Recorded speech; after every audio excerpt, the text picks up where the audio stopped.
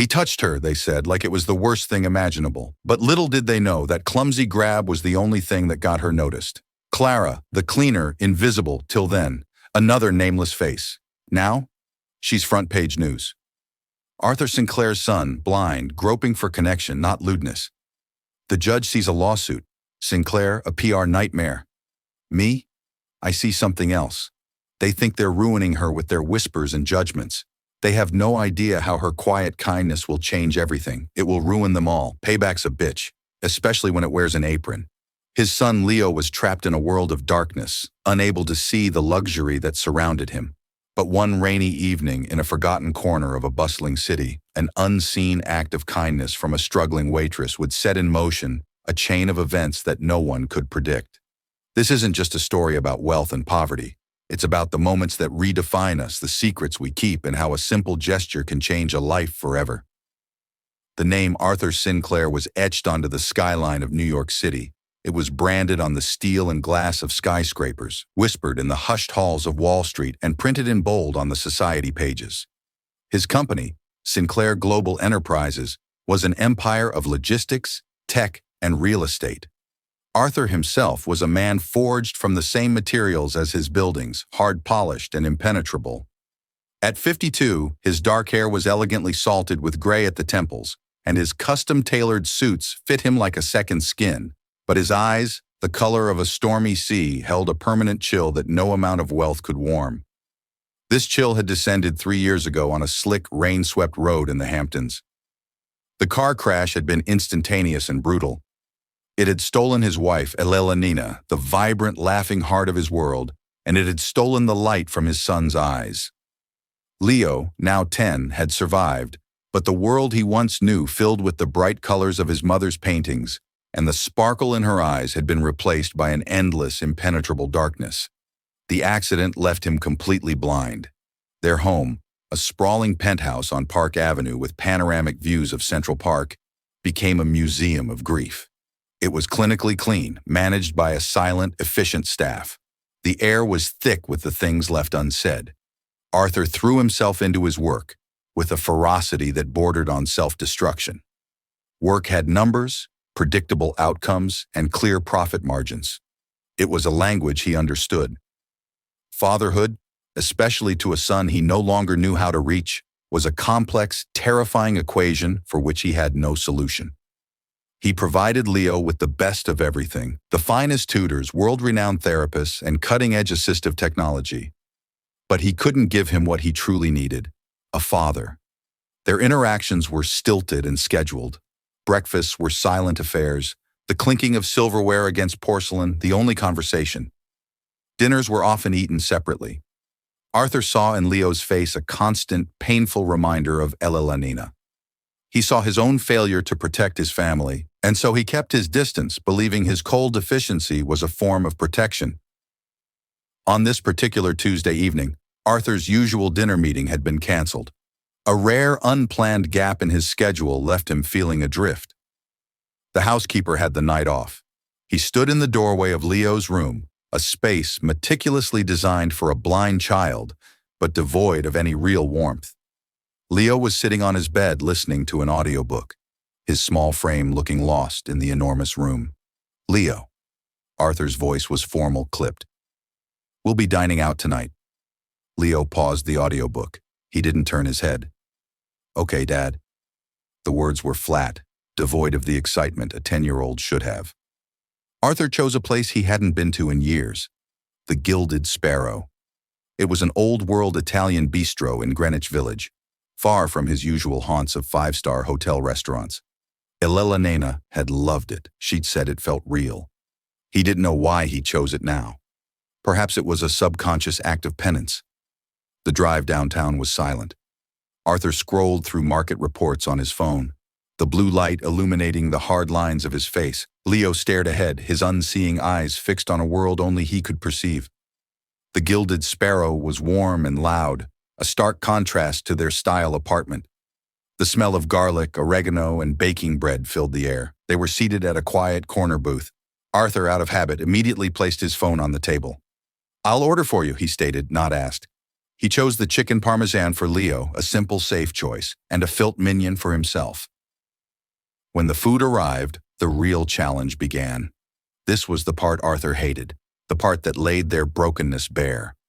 Leo, fiercely independent, insisted on feeding himself. But navigating a plate of pasta and chicken with a fork and knife he couldn't see was a frustrating, messy ordeal. A piece of chicken skittered off his plate and onto the floor. A fork full of spaghetti missed its mark, leaving a small red smear on his cheek. Leo's shoulders tensed with humiliation. "I'm not hungry," he mumbled, pushing his plate away. Arthur felt a surge of impatience quickly masked by his usual cold detachment. "Just eat, Leo. We don't have all night."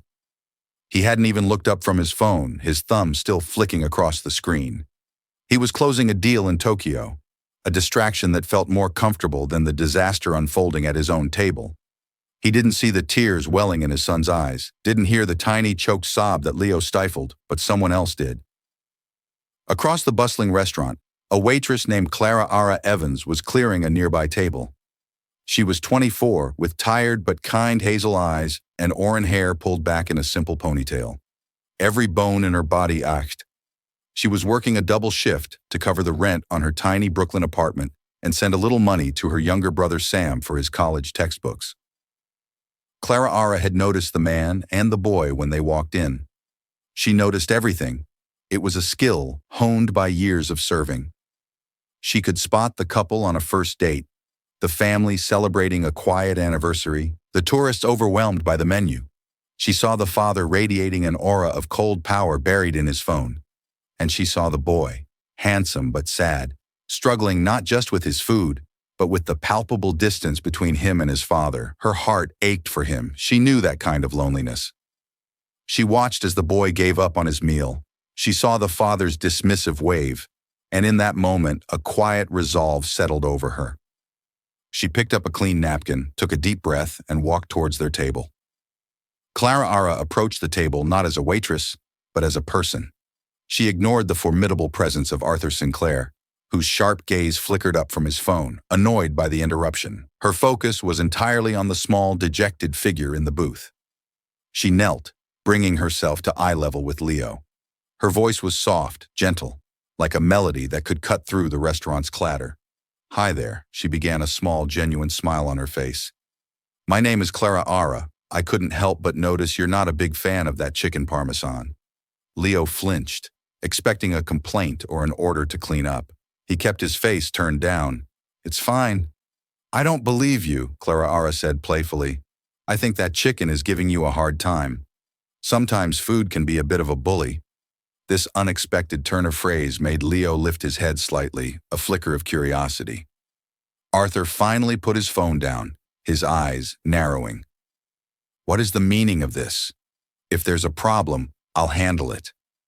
His voice was low and laced with steel. He was accustomed to people being intimidated by him. Clara met his glare without flinching, but her response was directed back at Leo. "No problem at all, sir. I just have a theory. My little brother Sam, he always says, you can't properly enjoy a meal unless you know exactly what you're up against. It's like a delicious little battle plan." She leaned in conspiratorially towards Leo. "Would you mind if I described the battlefield for you?" Leo was silent for a moment, then gave a hesitant, almost imperceptible nod. Arthur watched, stunned into silence. No one spoke to him like that. No one interrupted his family or what was left of it with such calm audacity. He was about to summon the manager to have this impertinent waitress fired. But something held him back. He watched. Clara gently took a clean fork. "All right," she said, her voice painting a picture. "Let's start with the plate itself. Think of it like a clock face, right at the top at 12 That's where the biggest piece of chicken is hiding. It's crispy on the outside, but super tender on the inside, and it's covered in this warm, melted mozzarella cheese." She lightly tapped the plate with the fork at the 12 position. "Feel that?" Leo nodded again, a little more firmly this time. "Good. Now, from about 3 doughs all the way to 7, you've got a mountain of spaghetti. The noodles are tangled up in this really rich tomato sauce. My grandmother's recipe secret ingredient is a tiny pinch of cinnamon. Don't tell the chef I told you.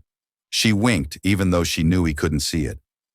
The warmth in her voice was enough. A tiny smile touched Leo's lips.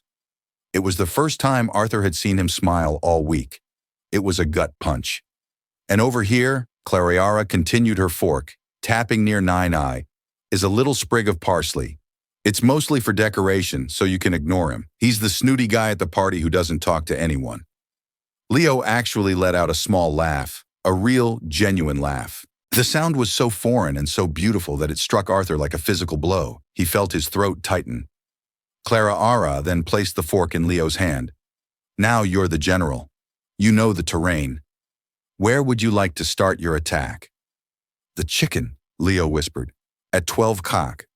Excellent choice, Clariara said with the gravity of a military strategist. She gently guided his other hand to where the knife lay. Your knife is your best soldier. Use the fork to hold the enemy in place, and the knife to, well, you know. Over the next 10 minutes, Arthur Sinclair, the titan of industry, sat silently and watched a waitress he paid no mind to do what an army of therapists and tutors had failed to do. She gave his son dignity. She didn't feed him. She didn't pity him. She empowered him. She turned a plate of food into a game, a map, an adventure. She conversed with him, asking about his audiobook, what music he liked, all while offering quiet guidance, a little to the left. There you go. Lau ate his entire meal. He even laughed again when Clariara told him he'd successfully conquered the Parmesan. When he was done, he had only a tiny smudge of sauce on his chin. Clariara gently wiped it away with a napkin. There, she said softly. Victory is yours. For the first time that evening, Leo turned his head in the direction of his father. Dad, he said, and his voice was clearer, stronger. Her name is Clariara. Arthur could only nod, his own voice momentarily lost to him. He looked at Clariara, truly looked at her for the first time. He saw the fatigue in her eyes, but he also saw an incredible, luminous spark of empathy. He saw the frayed cuff of her uniform sleeve and a small faded stain on her apron. He saw a person who, despite her own obvious struggles, had an abundance of a currency. He was bankrupt in human kindness. When she stood up and gave them a professional but warm smile, preparing to leave, Arthur found his voice. Wait, he commanded, the word rougher than he intended. He reached for his wallet, pulling out several hundred bills. For your trouble. Clariara looked at the money in his hand and then back at his face. A flicker of disappointment crossed her features. She pushed his hand back gently. That's not necessary, sir. Seeing him smile was more than enough tip for me. She glanced at Leo. It was a pleasure dining with you, General. And with that, she turned and walked away, disappearing into the kitchen. Arthur Sinclair sat there, the crisp bills still in his hand, feeling utterly and completely checkmated. He had just witnessed a miracle, and his first instinct had been to try and buy it. He looked at his son, who was sitting up straighter, a faint smile still lingering on his lips.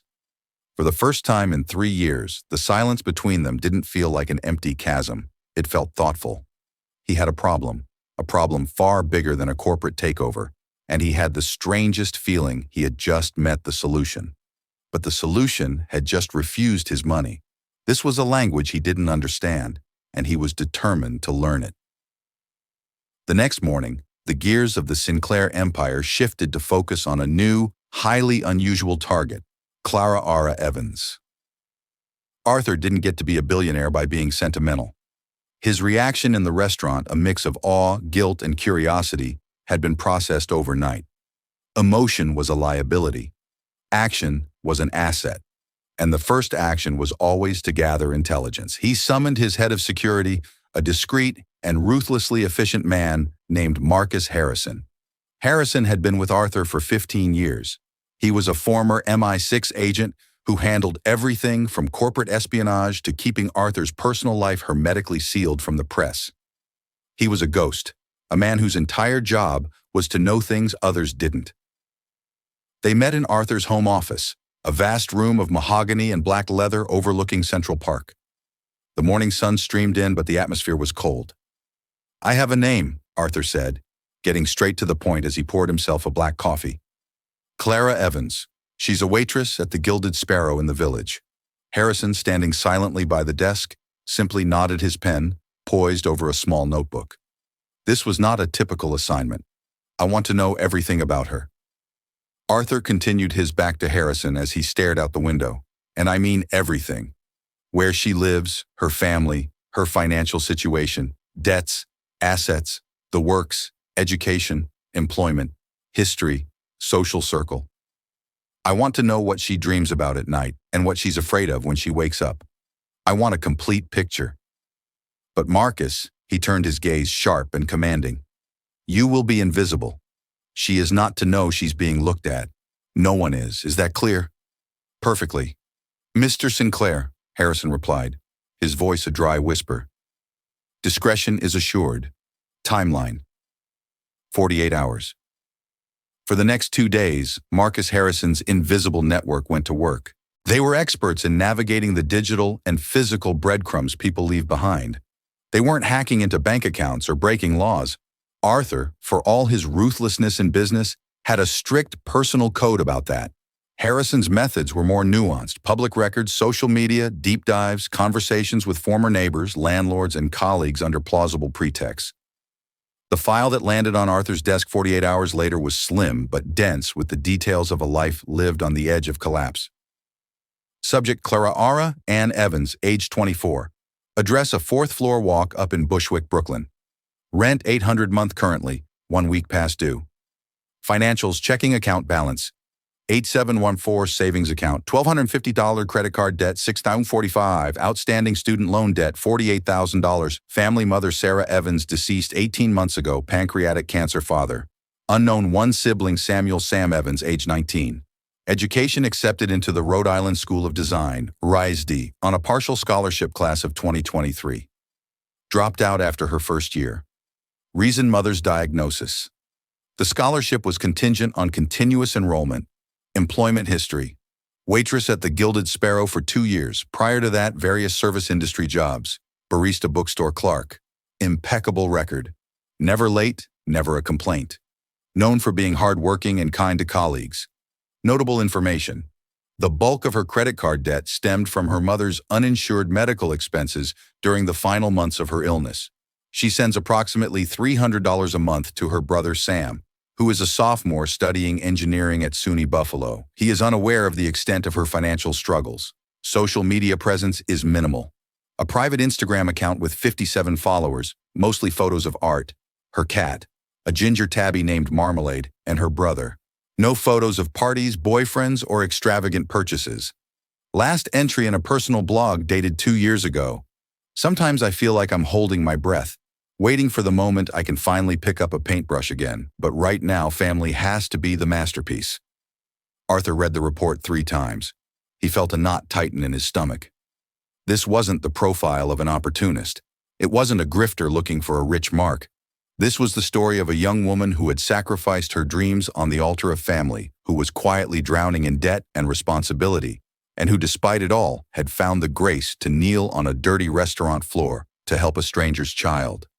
The line about her blog, "Family has to be the masterpiece." The words resonated with a painful irony. He who had every resource imaginable had treated his family like a failed business venture to be written off. She, with nothing, had made it her entire world. He thought about the moment she had refused his money. It hadn't been an act of prideful defiance. He saw it clearly now. It had been an act of principle. She had offered human connection, and he had responded with a transaction. She wasn't rejecting his money. She was rejecting his worldview. He closed the file. The investigation had answered his questions, but it had also posed a new, more difficult one. What do you offer a person who has nothing yet seems to possess the one thing you've lost? His mind, accustomed to complex deal-making, started to formulate a new kind of proposal. It couldn't be charity. Her profile suggested she would reject it outright. It had to be a transaction, but a meaningful one. It had to be an offer that solved a problem for both of them. He needed someone to break through the walls he and Leo had built. She needed a lifeline. He picked up his phone, not to check stock prices, but to call the reservations line at the Gilded Sparrow. "I'd like to book a table for 2 for tonight," he said, "and I have a special request. I'd like to ensure our server is Clara Ara." He was done observing. It was time to act. The evening air was thick with humidity as Clara navigated the crowded subway back to her apartment. Her feet throbbed, her apron smelled of vinaigrette, and her mind was a whirlwind of anxieties. The rent was late. Sam had casually mentioned a required engineering software that cost $200. Her landlord, Mr. Petro, had left another note on her door.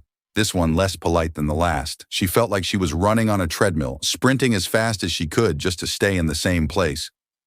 Amidst the stress, the memory of the boy in the restaurant surfaced. Leo.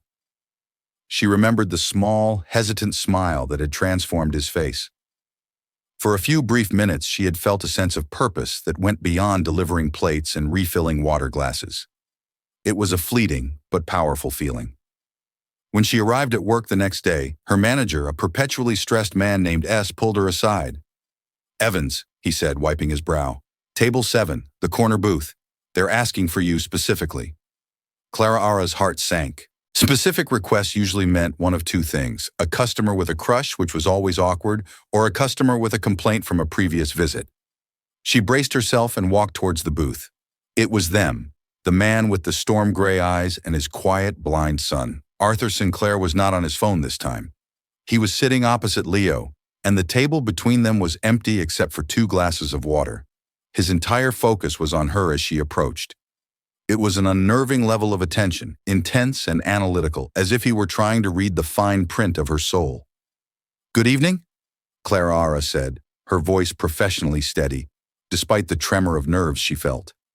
"Welcome back to the Gilded Sparrow. It's nice to see you again, Leo." She made sure to address the boy first. Leo's head turned towards the sound of her voice, and a genuine happy smile lit up his face. "Clara, you're here." "I'm here," she confirmed warmly. "What can I get for you gentlemen tonight? We are not here to eat Ms. Evans." Arthur stated his tone, leaving no room for argument. He gestured to the seat beside his son. "Please sit down. I would like to have the conversation with you. I will compensate you for your time, and I've already cleared it with your manager." Clara froze. This was highly unusual. Sitting with a customer was against every rule in the book, but the look on the man's face, combined with S's frantic nodding from across the room, told her this was not a request. She hesitantly slid into the booth next to Leo. "My name is Arthur Sinclair," he said formally, extending a hand. She shook it. His grip was firm and cool. "And this is my son, Leo. It's a pleasure to meet you both properly," she replied, her mind racing. What could this possibly be about Ms. Evans? Arthur began leaning forward slightly. "I am a man who believes in efficiency and directness. I don't deal in pleasantries when business is at hand. What I witnessed you do for my son 2 nights ago was remarkable." Clara felt a blush creep up her neck. "I was just doing my job, trying to be helpful." "No," Arthur corrected her instantly. "Your job is to take orders and deliver food. What you did was something else entirely. You connected with him. You gave him confidence. In 10 minutes, you accomplished more than a team of specialists has in 3 years." He paused, letting the weight of his words sink in. "Leo has been blind since he was 7. His mother passed away in the same accident. Since then, a wall has existed between us. I have been unable to breach it." The admission was stark, stripped of emotion, but it was a confession nonetheless. It was a crack in his formidable armor. "I'm so sorry," Clara whispered, her heart going out to the boy beside her. Arthur waved her sympathy away with a flick of his wrist. "I am not looking for pity, Ms. Evans. I am looking for a solution. I want to offer you a job." Clara blinked, completely thrown. "A job? I have a job. A different kind of job, Han," he clarified. "I want you to become Leo's companion. Not a nurse, not a governess in the traditional sense. A guide, a friend, someone to help him navigate the world, to re-engage with it. Someone to do for him what you did in this restaurant, translate the world into a language he can understand." He then laid out the terms. It was a business proposition, clear and cold. Your duties would include accompanying him after school, assisting with his engagement in non-academic activities, hobbies, experiences.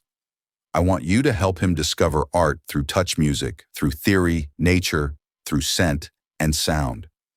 The hours would be from 3 p.m. to 8 p.m. Monday to Friday. You would work out of my home. He slid a folded piece of paper across the table. And this would be your salary. Clara Ara's hand trembled as she picked it up. She unfolded it and saw a number. It wasn't just a salary, it was a figure so large it didn't seem real. It was more than she made in 3 years of working double shifts of sore feet and endless anxiety. It was enough to pay off her debts, her mother's medical bills, her student loans. It was enough to ensure Sam could finish his degree without ever worrying about money again. It was a lifeline.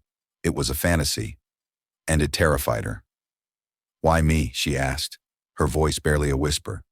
"You could hire anyone, someone with degrees, with qualifications in child development or special needs education." "I have," Arthur said flatly.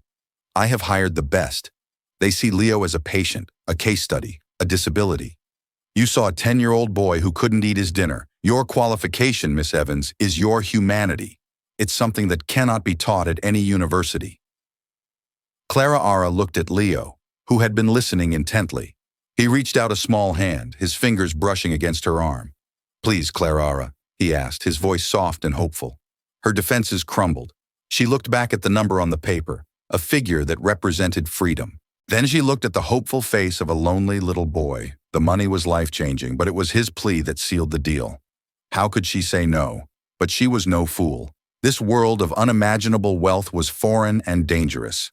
On a trial basis, she heard herself say the words, sounding more confident than she felt. 1 month to see if it's a good fit for all of us.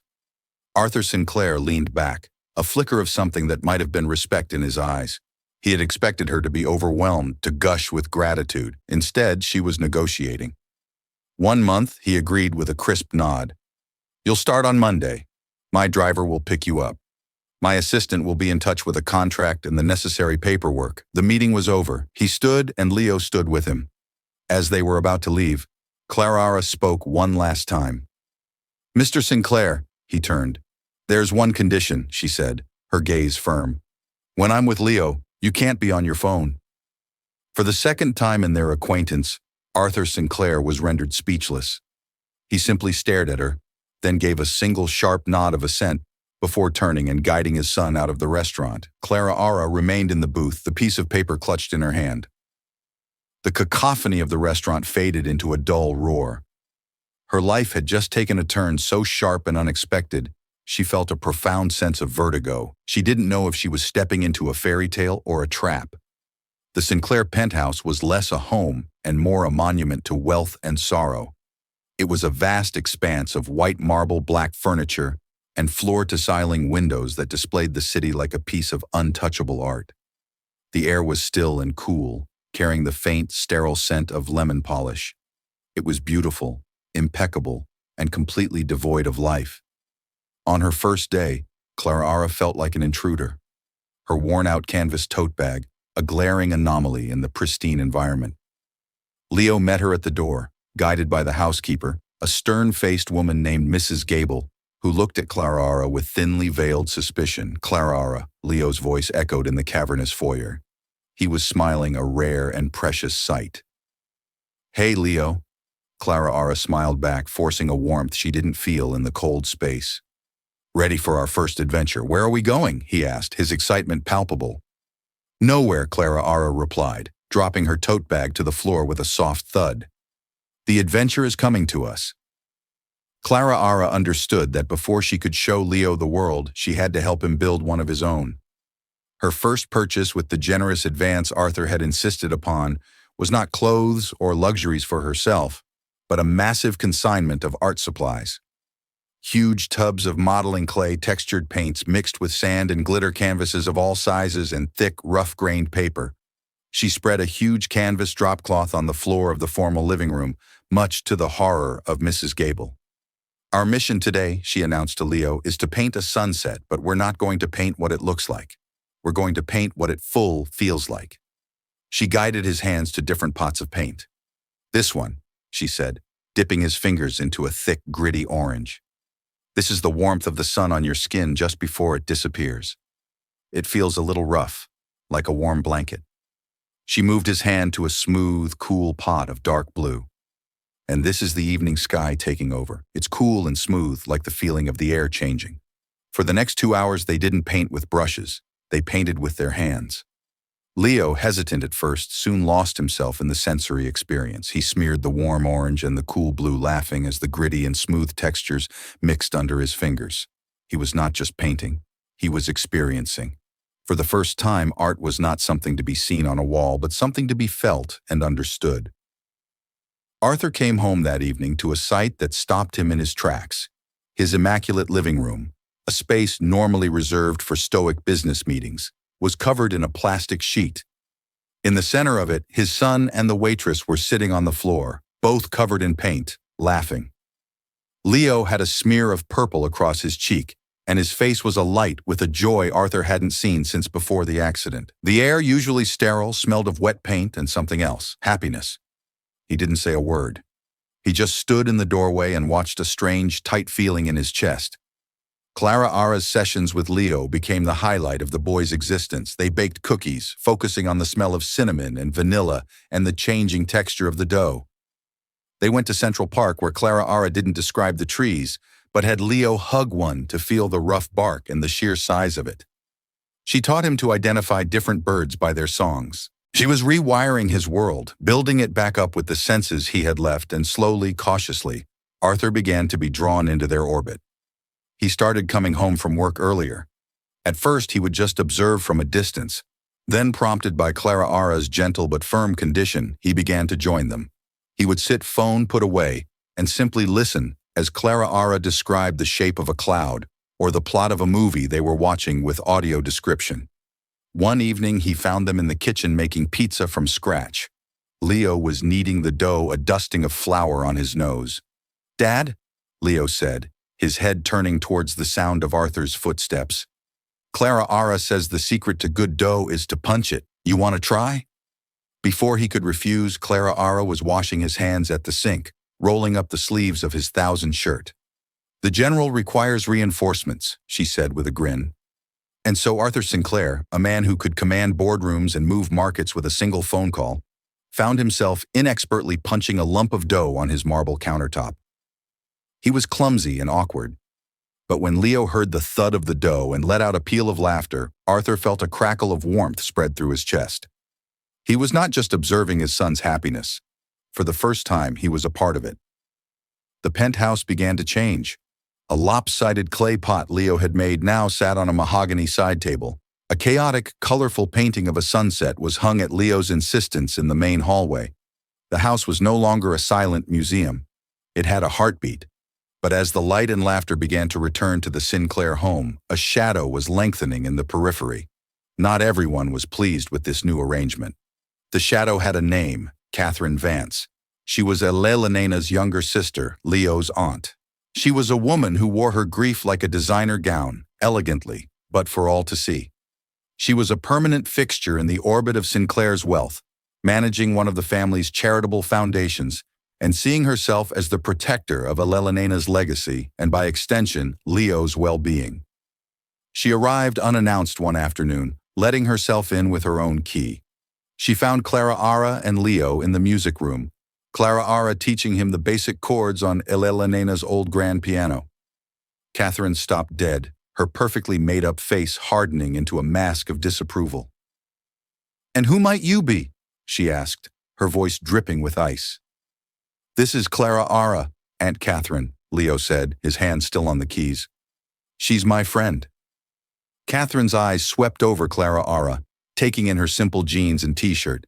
She saw not a friend, but a threat, a common, unremarkable girl who had somehow managed to infiltrate this fortress of wealth and grief. "I see," Catherine said, her smile not reaching her eyes. Arthur failed to mention he had hired new staff. The word was an insult. From that moment on, Catherine saw Clara Ara as a usurper, a gold digger preying on a grieving man and a vulnerable child. She was convinced Clara Ara was manipulating her way into the family, trying to replace the irreplaceable Elena, and Catherine Vance would do anything to protect her sister's memory and her own position within the family. She began to watch, to listen, to search for a weakness, a crack in Clara Ara's armor. She was determined to expose the girl for the fraud she was certain she was and destroy her. Catherine Vance was a master of the subtle attack. Her weapons were not raised voices and overt accusations, but poisoned whispers, manufactured concerns, and carefully planted seeds of doubt. She began by calling Arthur, her voice laced with feigned worry. "Arthur, darling, I'm just a little concerned. This Clara Ara girl, we know nothing about her. A waitress in charge of my nephew, Elena, would be so worried. Have you done a background check? I'd hate for Leo to get attached to someone unsuitable." Arthur, who had indeed done the most thorough background check imaginable, brushed her off. "Clara Ara is perfectly suitable. Catherine Leo is thriving." His dismissal only fueled her resolve. If a direct approach wouldn't work, she would resort to sabotage. Catherine knew Arthur's deepest wound was his guilt over Elena's death. It was a vulnerability she could exploit. She started her campaign by finding things. A bill for an art supply store left on a table. "My goodness, Arthur, is this what she's spending your money on? It seems rather extravagant."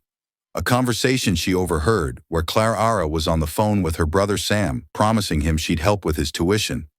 She relayed this to Arthur, as it sounds like she has a great deal of financial pressure. People in those situations can sometimes be desperate. Clara Ara was oblivious to the web being spun around her. Her world was consumed by Leo. She was celebrating his victories the first time he successfully navigated the apartment by himself. The day he finished reading his first book in Braille, the afternoon he composed a simple, beautiful melody on the piano. She was also growing more comfortable around Arthur. The stilted formality had melted away, replaced by a quiet, easy camaraderie. They would often talk after Leo was in bed, sharing stories about their lives. He learned about her dream of being an artist, and she saw glimpses of the man he was before grief had hollowed him out. The centerpiece of Catherine's plan involved something precious, one of Elena's favorite sapphire earrings. It wasn't the most valuable piece of jewelry Elena owned, but it was deeply sentimental. Arthur had given it to her on their first anniversary. After her death, he had kept the pair in a small unlocked velvet box in his desk drawer, a private memorial he couldn't bear to put away. Catherine, during one of her frequent unannounced visits, expertly palmed one of the earrings. A few days later, she orchestrated her final dramatic scene. She arrived at the penthouse in the late afternoon, her face a mask of distress. Arthur had just gotten home and was in his office. Clara Ara and Leo were in the living room building a city out of Lego. "Arthur." Catherine's voice was sharp with panic as she burst into his office. "Arthur, it's gone." "What's gone, Catherine?" he asked, looking up from his paperwork, annoyed. "Elena's sapphire earring. The one you gave her. I just wanted to look at it, to feel close to her, and there's only one in the box." Her performance was flawless. Tears welled in her eyes. Someone must have taken it. Arthur's blood ran cold. He immediately went to the desk, his hands rifling through the velvet box. She was right. One was missing. "It must have been one of the cleaning staff," he said, his mind racing. "Oh, Arthur, be realistic," Catherine said, her voice dropping to a conspiratorial whisper, planting the poison. "They've all been with you for years. Nothing has ever gone missing. What's the only thing that's changed in this house in the last month?" She didn't have to say the name. Clara Ara, the waitress with thousands in debt, the girl who was on the phone promising her brother money. The pieces so carefully arranged by Catherine clicked into place in Arthur's mind. His old, cynical, mistrustful self roared back to the surface. He had allowed himself to be vulnerable, to trust this stranger, and this was the result. The kindness he had witnessed, the bond with his son. Was it all just an elaborate act? A long con? The rage and betrayal felt like ice in his veins. He stormed out of the office and into the living room. Catherine, following her face, a picture of tragic concern. "Clara Ara." His voice was like a whip crack. Clara Ara and Leo both jumped. Clara Ara had never heard him use that tone before. It was the voice of the cold, ruthless billionaire she had first met. "Empty your pockets and your bag," he commanded, his face a thunderous mask. Clara Ara stared at him, utterly bewildered. "What, Mr. Sinclair, what's going on?" "Don't play dumb with me. My wife's earring is missing. A sapphire earring." The accusation hung in the air, thick and poisonous. Clara Ara felt the blood drain from her face. She looked from Arthur's accusing glare to Catherine's triumphant, pitying gaze. She understood instantly. This was a setup. I would never, she stammered, her voice trembling. You can't possibly believe I would steal from you. I believe you are a young woman with significant debt who was given access to my home, he retorted coldly. It's a simple, logical conclusion. Tears of disbelief and hurt stung Clara Ara's eyes. It wasn't the accusation that wounded her so deeply, but the fact that he could believe it. After everything they had shared, after all the progress Leo had made, he still saw her as the sum of her financial problems. Leo, go to your room, Arthur ordered. No. Leo's voice was surprisingly strong. He stood up. His small hands clenched into fists and moved to stand next to Clara Ara as if to shield her. She didn't do it. Clara Ara wouldn't do that. Leo, this is an adult matter. Go to your room now. Arthur repeated, his voice dangerously low. No. Lau shouted, his voice cracking with emotion. You're always like this. You always think the worst of everyone. Clara Ara is the only one who sees me. You were happy. We were happy. And now Aunt Catherine is here and you're ruining it.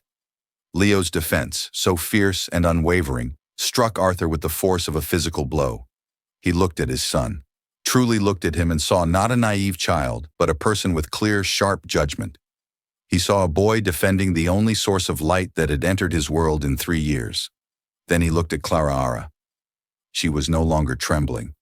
Her back was straight, and though tears streamed down her face, her eyes met his with a look of profound, dignified hurt.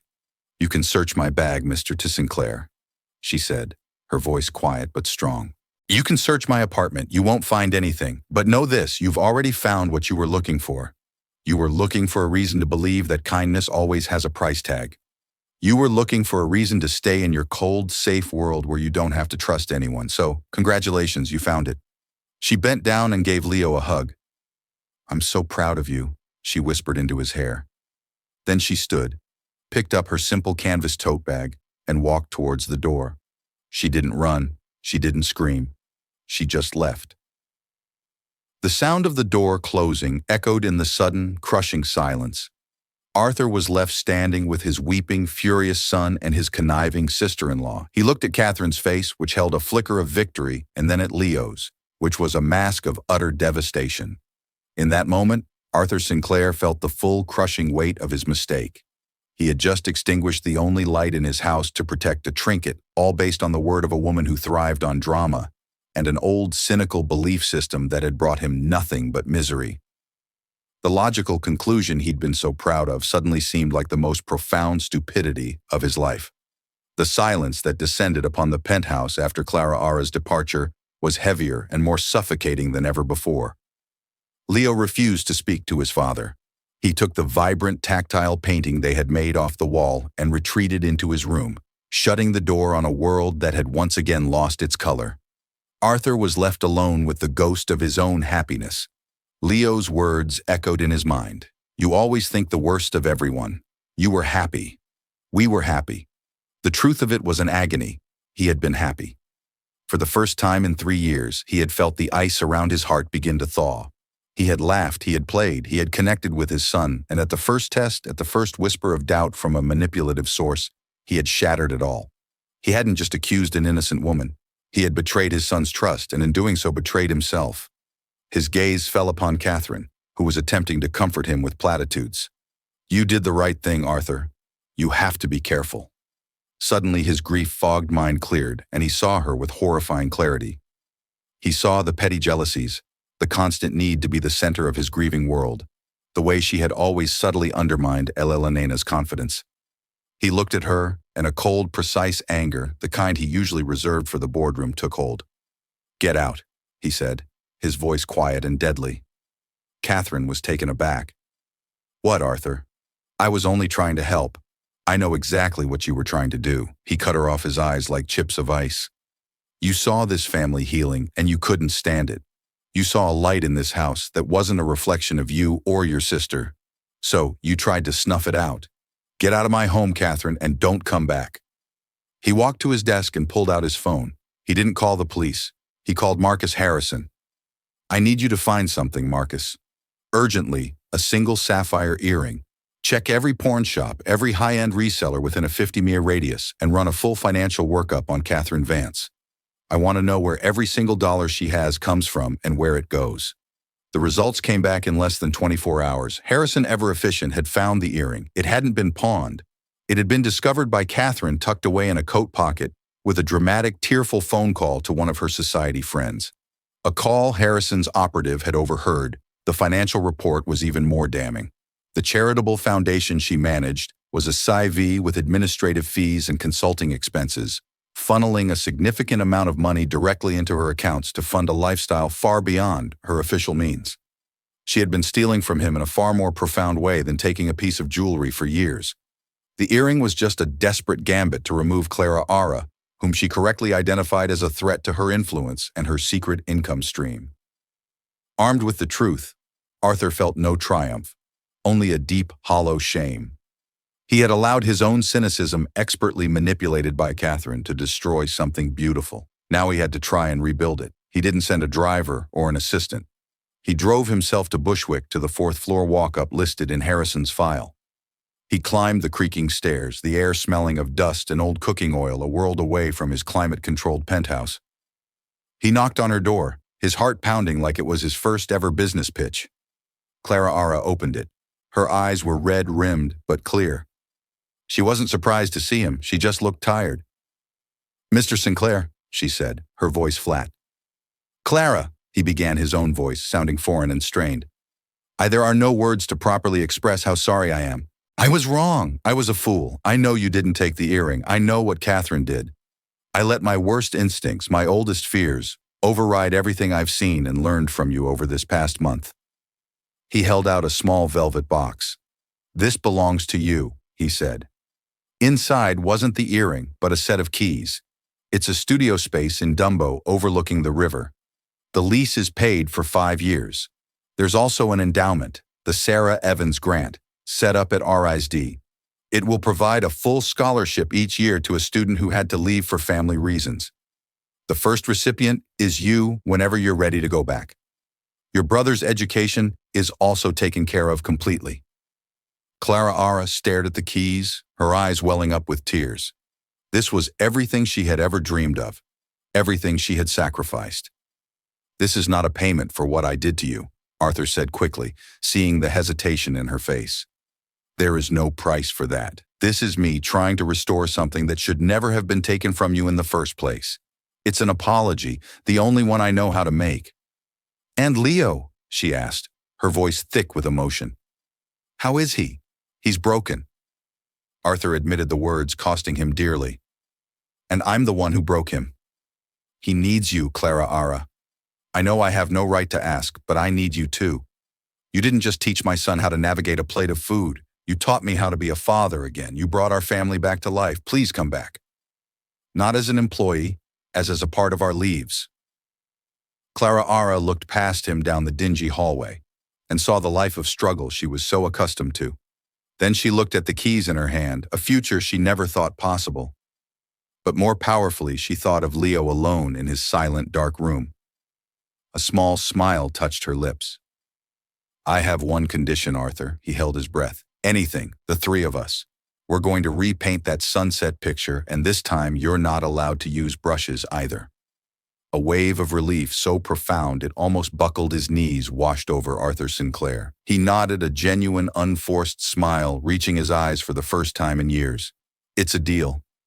The Sinclair penthouse was never the same again. It became a home filled with the smell of paint and baking, the sound of piano music, and the constant, joyful noise of laughter. Clara Ara went back to school, her talent finally unleashed, but she never truly left them. She became the vibrant, steady heart of their small, unconventional family.